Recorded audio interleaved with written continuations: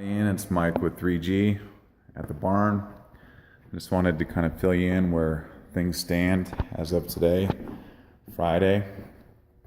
You can see we have all our lumber ready. We already started cutting some blocks, and we already put our first box in. Well, David called me yesterday and mentioned that he was concerned about, well, he wasn't concerned, he just asked if you were going to finish the inside of the barn at one point, and I told him that you were considering it and you potentially would be finishing the inside with sheetrock.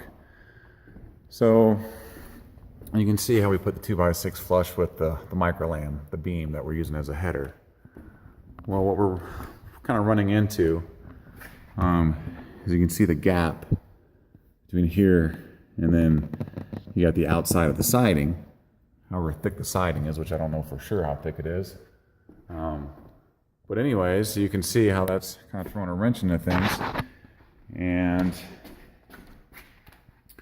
we basically want to make sure that you can finish this later where you're not having to put too much time, effort, or money into reframing this whole inside or furring it out.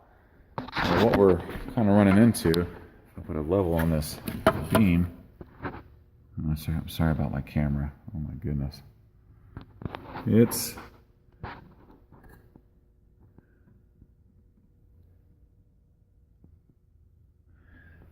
about an inch out of whack. So is the wall. It's about an inch out of whack for every 4 feet.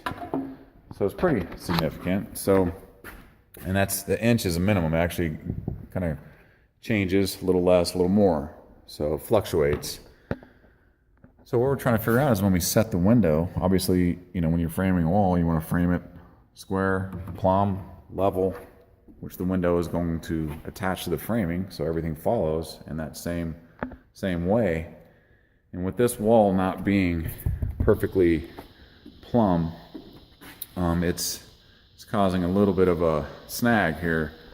So I think, you know, I came here I pulled Dave off and told him to hold off until I can get out here and take a look at it. And I want to make sure everyone's on the same page.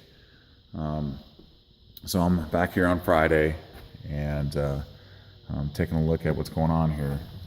So I think what we're going to do is take the wall and push it all the way up against this existing 2x6. You can see these panels just kind of...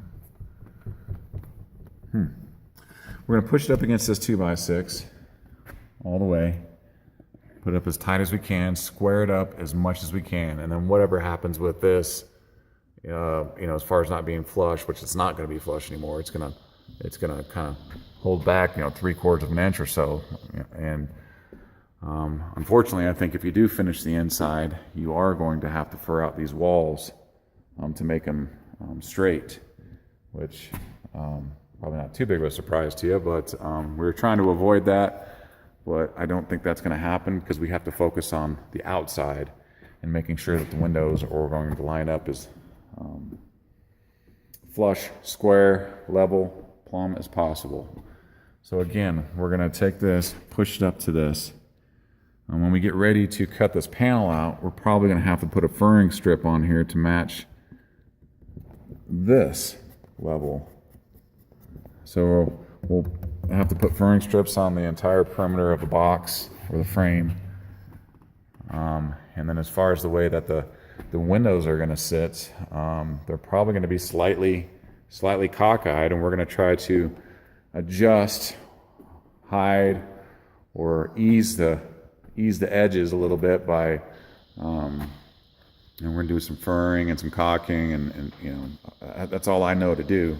You know, putting something square on something that's not square is, you know, you got to compromise in a few different areas and get creative. So that's the only way I know to do this. If I'm missing something, please let me know. Something else that we're going to have to do is, I went ahead and told him to go ahead and wrap the bottom of the beam with one 2x6. But you can see this 2x6 still hanging down, and it's going to do that all the way down. This is going to hang down and protrude into